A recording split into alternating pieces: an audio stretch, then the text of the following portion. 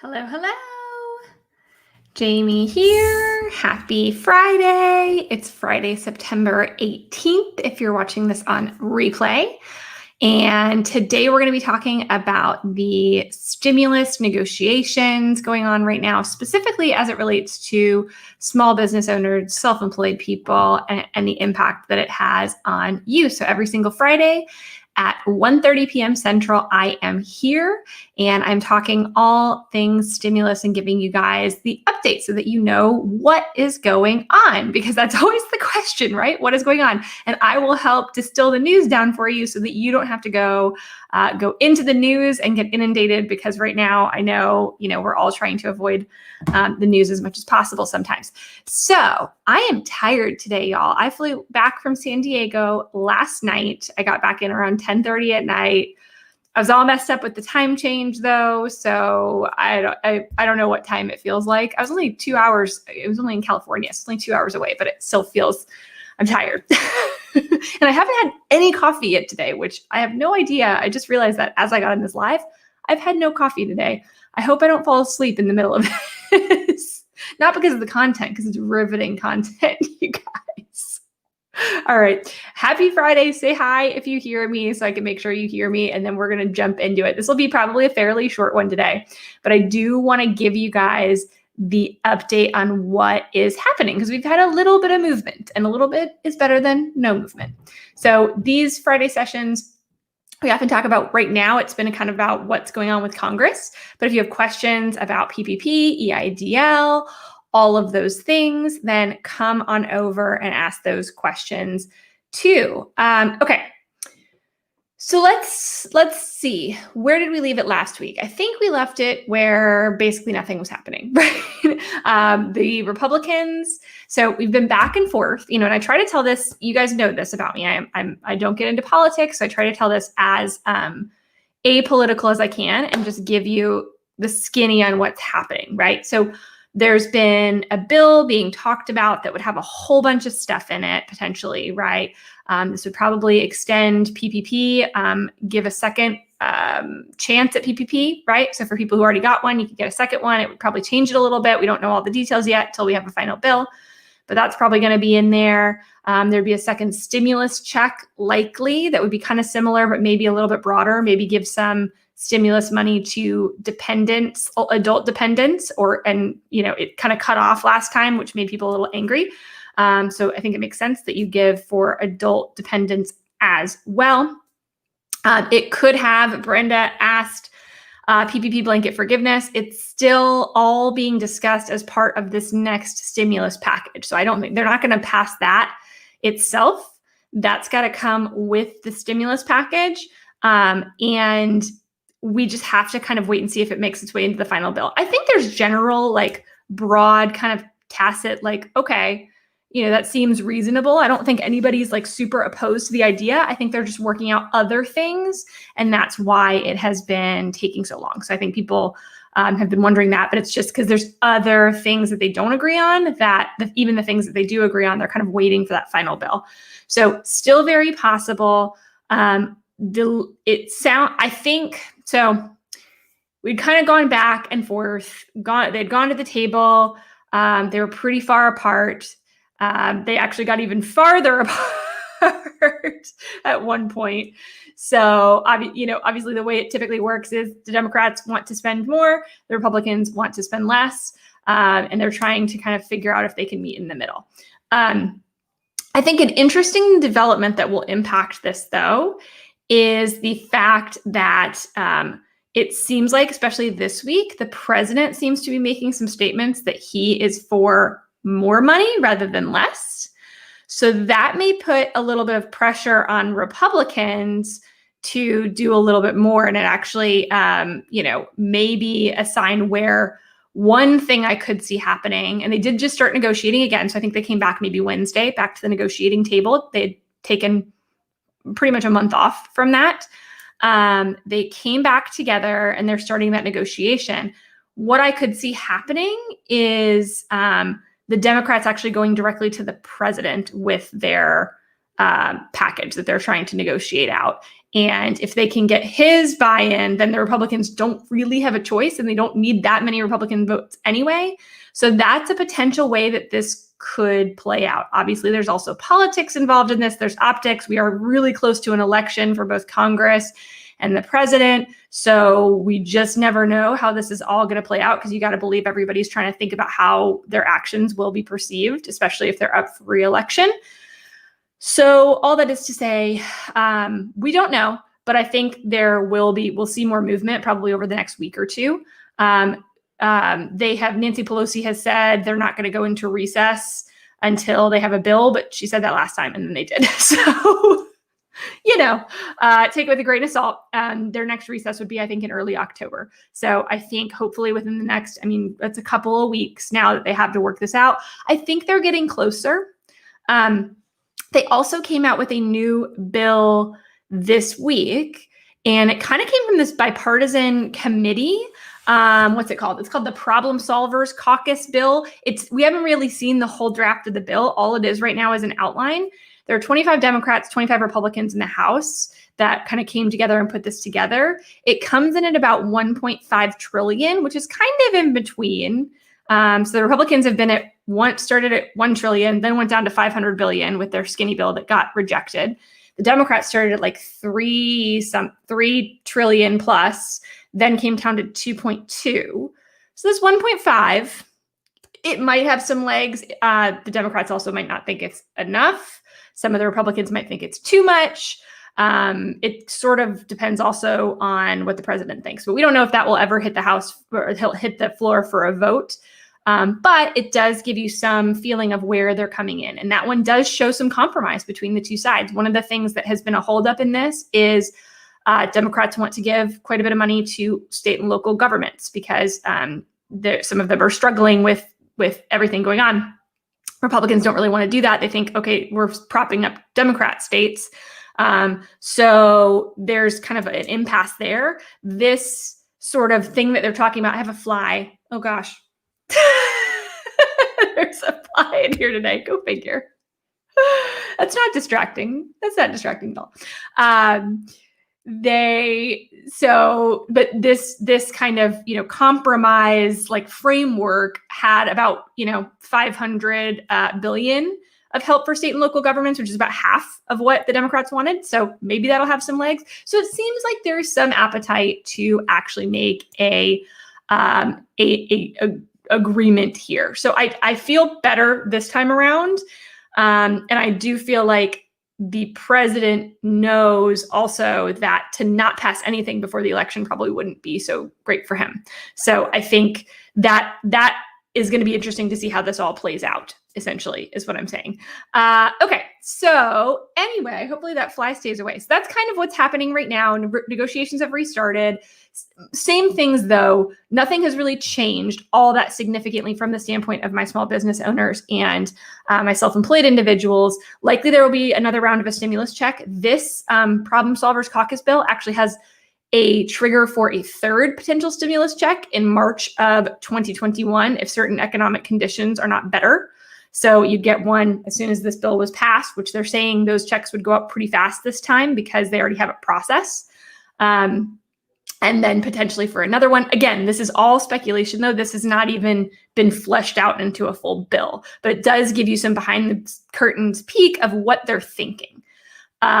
So stimulus checks are likely. The president has very much put support into that as well. He knows that getting money into people's hands, typically people like that. So I think that will be something that will make it in there. Probably a second PPP with some maybe more flexibility on what you could use it for, like being able to use it for PPE, sanitization, that kind of stuff.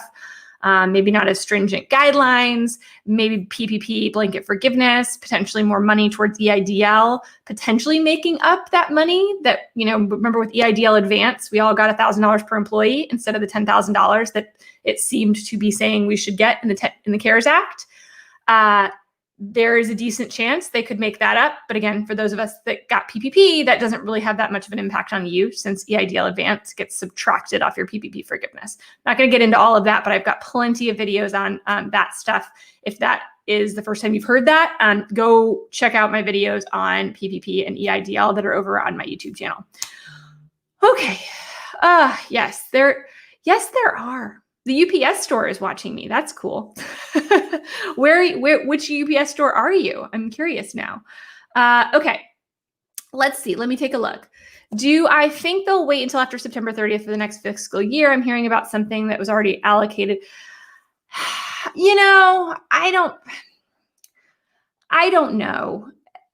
Maybe. I mean, more than likely, nothing will be passed by then anyway. They need to come up with an agreement, though, because remember, they need to agree. Essentially, what's going to happen is they're going to come up with an agreement. They're going to kind of be in that place where they're like, okay, they're not going to put it to a vote, I think, until, at least I think the Democrats wouldn't put anything to a vote until they had the president's approval on it, and probably the Republicans as well, honestly. So I think the next vote you will see, I don't think you're going to see another vote that's a no. I think the next vote that we will see, there will already have been behind the scenes. All that magic will have been worked already, and it will be a yes. But they're just trying to get to that place. So timing wise, I mean, remember though, you still have to vote. They're going to come up with an agreement. Everybody's going to kind of silently nod their head. They're going to get it through both chambers of Congress, and they're going to get it to the president. It takes probably about a week from start to finish on that. So we're kind of, whether it's before September 30th or not, it'll be in the range. But people want to go home too. So, that's always a driver, right? Where they want to be done by the time they go into recess. I can't remember when. It's early October, but I can't remember exactly the date. Okay. Let's see. My understanding is I can't apply for PPP forgiveness until the funds are exhausted. I'm using them 100% for owner pay, and I have 2 weeks to go. Okay, so for owner pay, that doesn't really apply. So yes, you want to exhaust all of the money, right? You want to be able to exhaust all the money. For owner pay, it's a little bit different. I'd probably wait till you've had the PPP at least 10 weeks, just because then you've paid yourself for those 10 weeks, right? Even though you have 24 weeks, assuming that's what you choose, which I do recommend that people choose that if they're self-employed and they want to pay themselves the entire amount. I would choose the 24 weeks.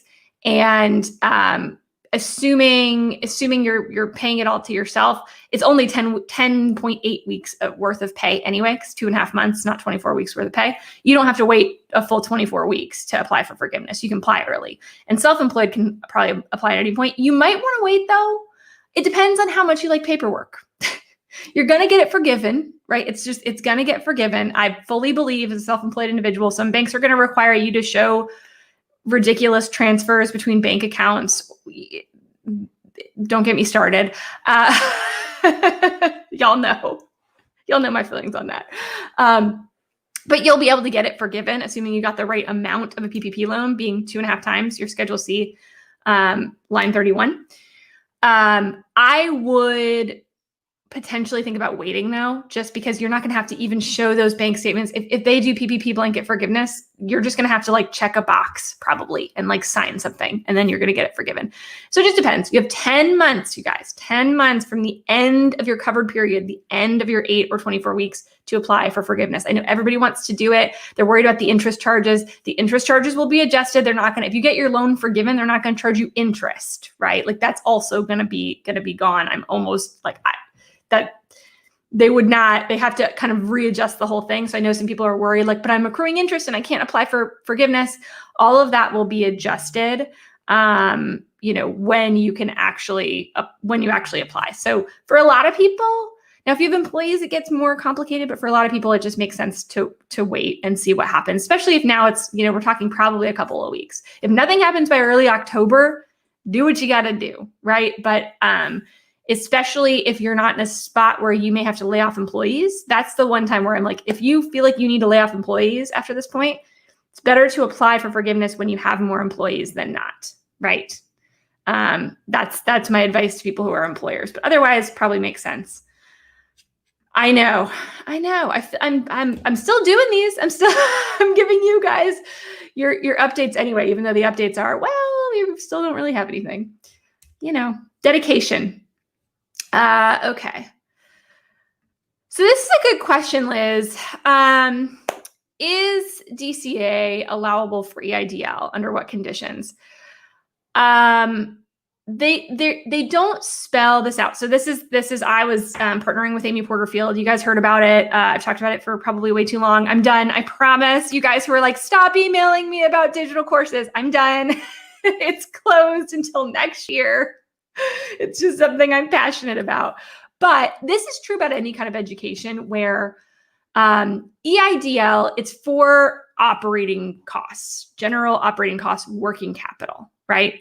So the question is whether it's an investment, whether it's an education operating expense, there's nothing that really spells it out. I would say, again, like this is not, caveat, not financial advice. I'm not your CPA. I don't know your specific situation.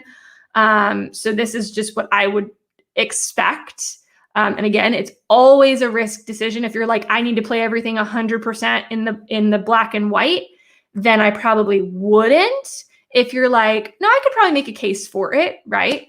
That you normally have educational expenses, you had to do it to pivot your business because of COVID, that kind of stuff, you may have that ability.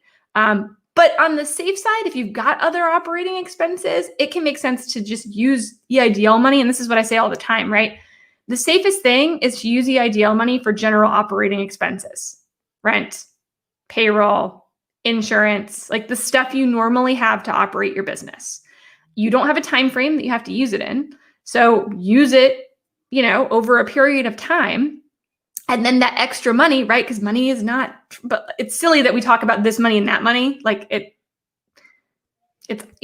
kind of silly, but the money that you are making, other money that you have in your business, use that money for other things like fixed assets, right? Those are not EIDL type expenses.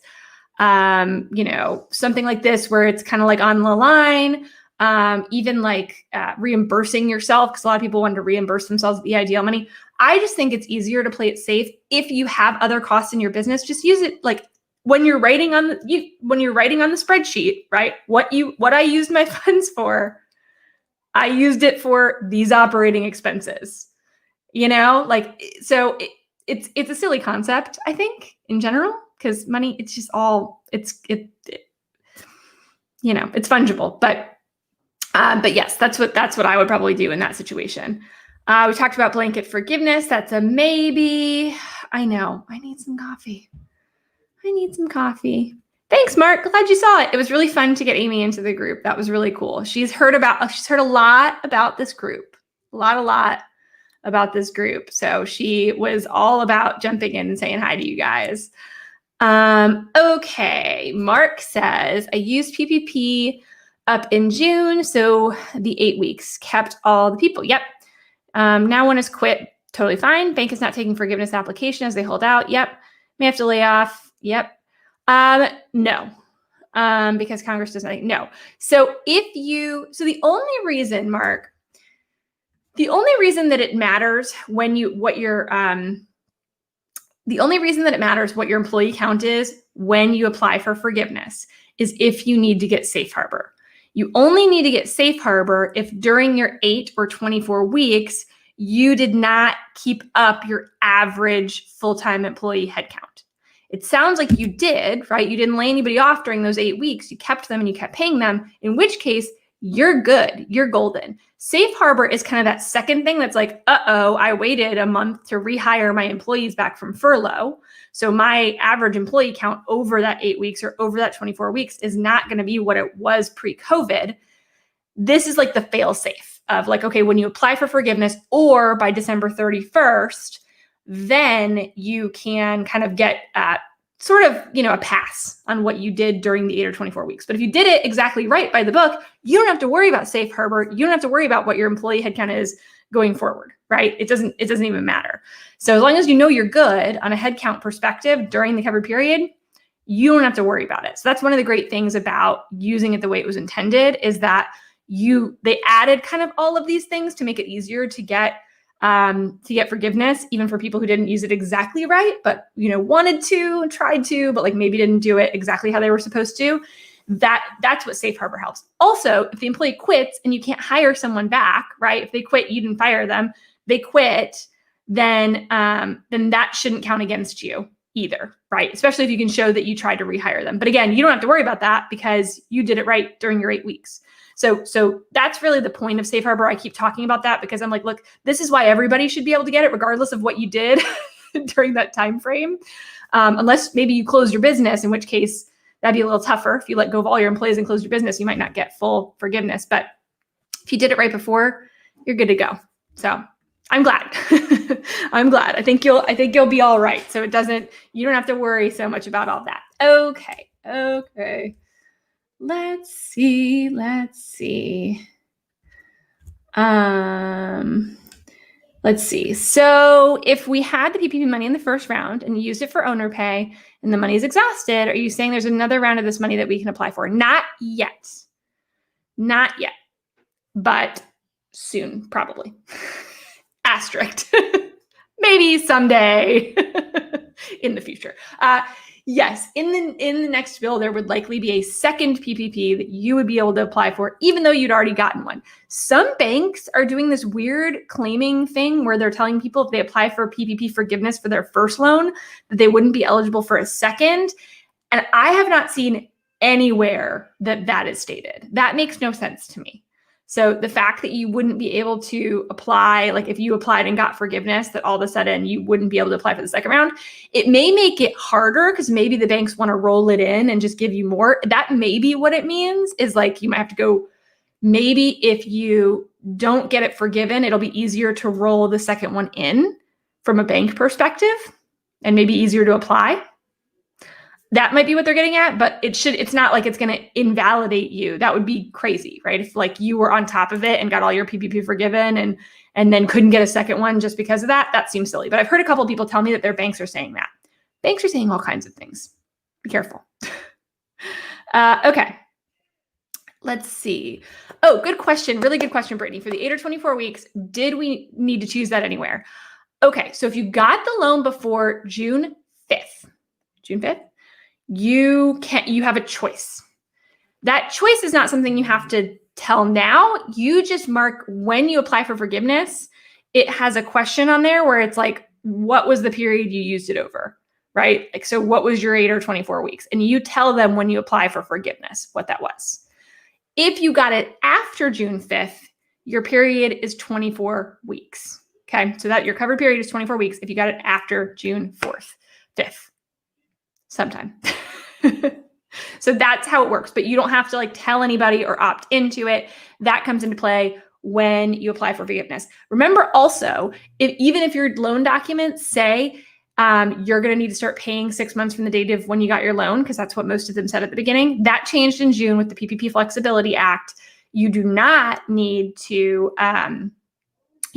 start paying after 6 months. If you start getting notices from the bank, which some people have like gotten these automated notices, you need to follow up with them and say, hey, I thought I didn't have to pay yet. The PPP Flexibility Act says you do not have to start payments on your PPP until your forgiveness has been determined. And remember how long I said you have to apply for forgiveness? 10 months. And then they may take a couple of months, the bank plus the SBA, to process through that. So we don't know how quickly that's really going to go on an average scale, but probably depends on how big your loan is. Another reason that blanket forgiveness would be quite a bit better for everybody. So yes, so that's where that comes into play. Okay. Yes, good question. So in the Problem Solvers Caucus bill, again, this is just a framework. So I haven't seen, there's not a bill even written. This may not be exactly, I've got a screaming child. Flies, screaming children, ponytail day. That's the Friday we're getting today. But yes, in this kind of framework that this bipartisan group has put together, I don't know if you can hear that. I can hear it. There is an extension of unemployment. I think it's $450 for 8 weeks. And then there's some phasing. There's some additional support after that, but it seemed like it was kind of a different situation. So we'll have to wait and see. I think there will be on both sides, there is support for some additional unemployment benefits, likely through at least the end of the year to some degree. So yes, there would be in that as well. And there likely will be in any final bill that we have too. Okay. Yeah, it's good. It's a good one. I like that it's bipartisan, though. I do like that it's bipartisan. It's 25 Republicans, 25 Democrats. That I think that's where they're actually called themselves the Problem Solvers Caucus. That's what it's. That's not even just the name of the bill. That's literally what they call themselves. So we'll see if they're right. I love this, Brittany. Yeah, no. And especially if you don't have employees, like you should not need anybody to file for forgiveness. If you feel like you do, if you need somebody to talk to, Bree's on here. Bree, drop your link. If you need somebody to talk to on PPP forgiveness, or even to do it for you, if you have employees, right, you may need additional help there because the rules are different when you have employees. It's a little bit more complicated in certain ways. But if you want to talk to somebody, talk to Bree. She's offering one-on-one consults. So it's not something I'm doing. I want to help as many of you as possible. I'm just doing kind of one-to-many, but she's doing one-to-ones. So hopefully she'll drop her link and you guys can see it for those who haven't gotten it yet. Okay, I love you. All right, I just tuned in. Yeah, do you think EIDL loan will be forgiven? No, I don't. It's not even really being talked about. So I do not believe the EIDL loan will be forgiven. However, just FYI, there are no personal guarantees. Can it destroy your credit? Yeah. Can they take your business collateral? Yeah. But they're not going to take your house, right? Like there are no personal guarantees on it. Now it gets a little bit squirrely. I'm not a lawyer. # not a lawyer. So with people who don't have like set up LLCs and things like that to protect personal from business, I don't know exactly how that works from a legal standpoint. But I do not think that they will forgive it. No. Will a ton of people default on it? Probably. And I think they're prepared for that. That's not what I'm telling you to do. I don't think you should do that. You need to pay it back. Okay. Everybody here, listen to me when I say pay your money back.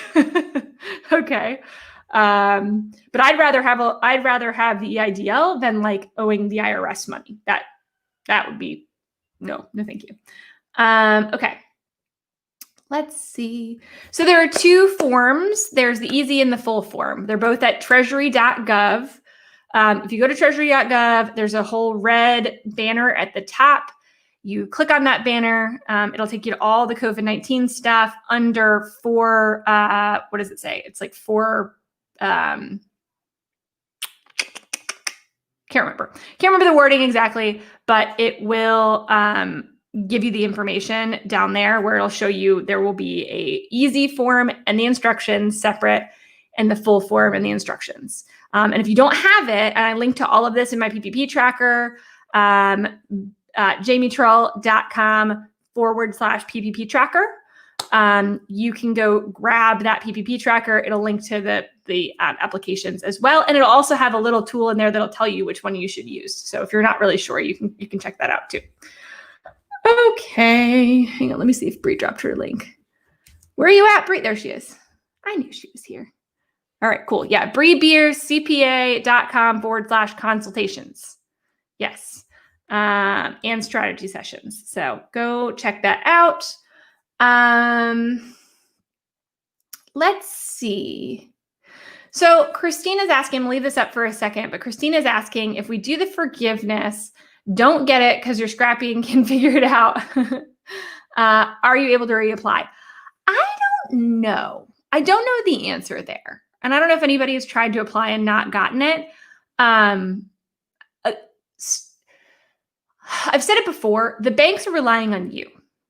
So if you say, I deserve full forgiveness and, give the documentation that you need, they are not going to be sitting through and going through all of this with a like crazy fine tooth comb. You're signing your life away. Basically, you're signing 4,000 different certifications that say, yep, I did this right. Yep, I did this right. They're going to rely significantly on that. Especially if you don't have employees. If you have employees, there may be some more different banks are going to do different levels of checks, right? And the SBA is going to do different levels of checks, but I think the SBA is really going to focus on those big loans. The banks are too. So depending on the size of your loan, also that will play into things as well as to how, fine tooth they're going to go through things. But I am guessing that in 90% of cases, if you go to them and say, hey, and you check off all your certifications and submit the documentation you're supposed to submit, and you say, look, because of this, I deserve full forgiveness because you're the one basically determining that, they're going to say, cool, on to the next. They don't want these loans. They don't want to unforgive $500 of your loan. No bank wants a $500 2 or 5 year 1% loan. That is going to cost them way more to service than it is in the interest that they're going to make. So just know that's the motivation from the bank side. The SBA may take a little bit of a finer tooth comb, but they're going to focus on the big ones because think like the volume of these is just ridiculously massive. Okay. Let's see.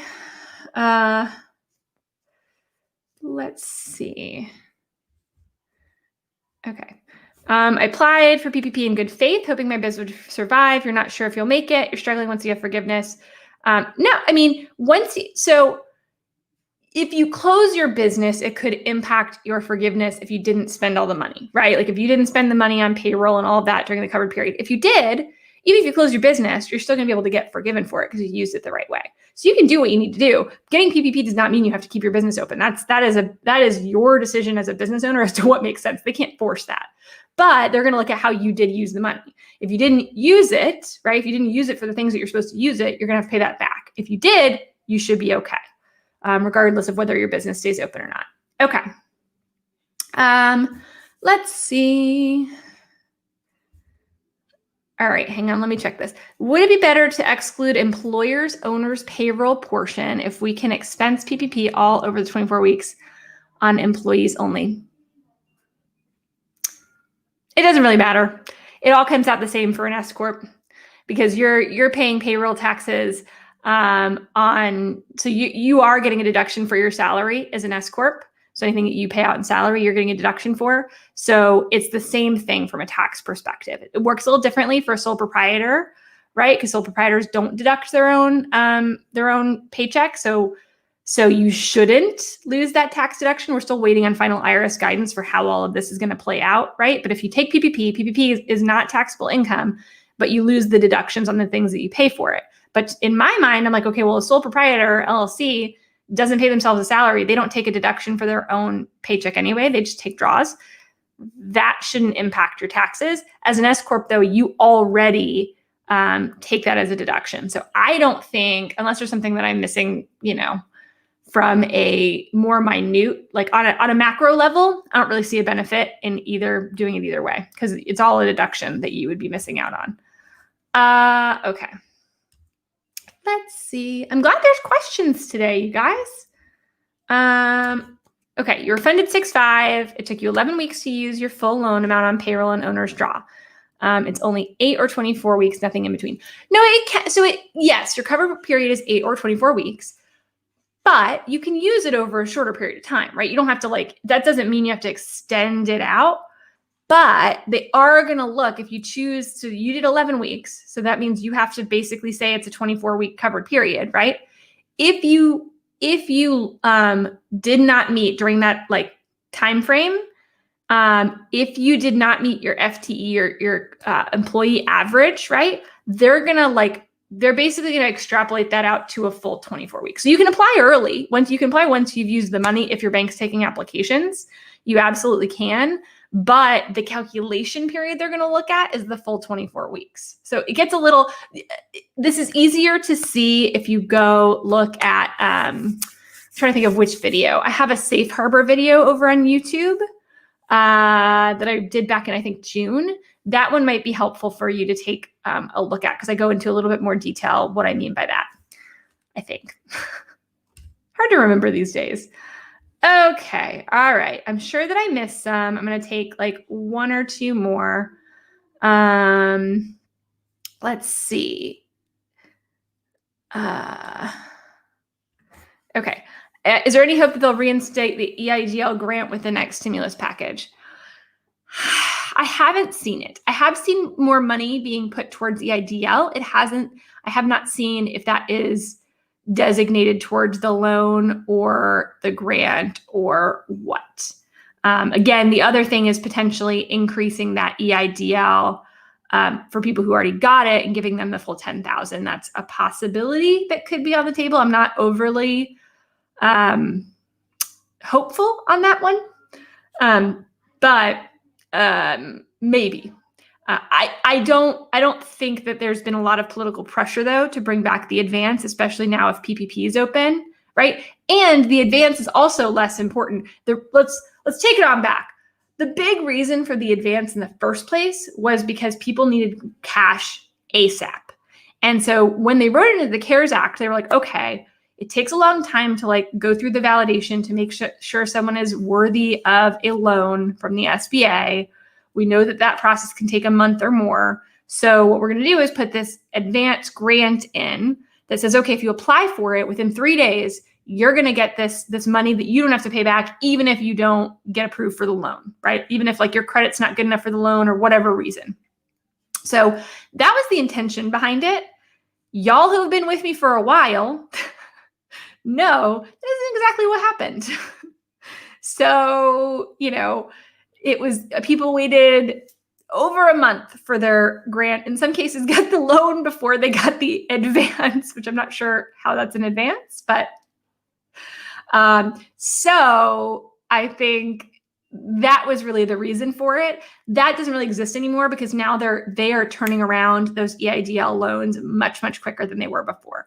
Plus, they have things like the PPP, or they did and potentially would again, that can give you quick cash as well. So I don't think there's a huge appetite for them to reopen the EIDL advance. That's my thought process on it anyway. It's back. Oh no. He left me alone for a little while. Yeah, exactly.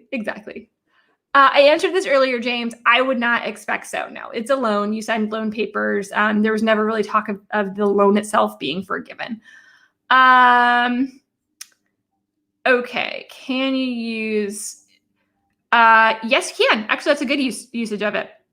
It's normal operating costs. Inventory is a great way to use it for normal inventory. You just can't invest. You can't go, expand your business significantly like normal inventory purchases 100%. I just, as much as, I don't know, I feel like I want to show this one, not to like, just Officer Sausage wants to know how to sneak a parrot through airport security. I don't know. Do you have to sneak a parrot through? Are they not allowed? I've never seen that like on the signs. I've never seen that say like no parrots allowed, but I don't know. Okay. You guys, I'm at 37 minutes. I am going to be done after this question. Okay. Liz asks, EIDL grant of 5K, PPP of 5,500. So you would seek forgiveness for the full 5,500. You have to spend the full 5,500, right? And then they would subtract the $5,000 grant off of it.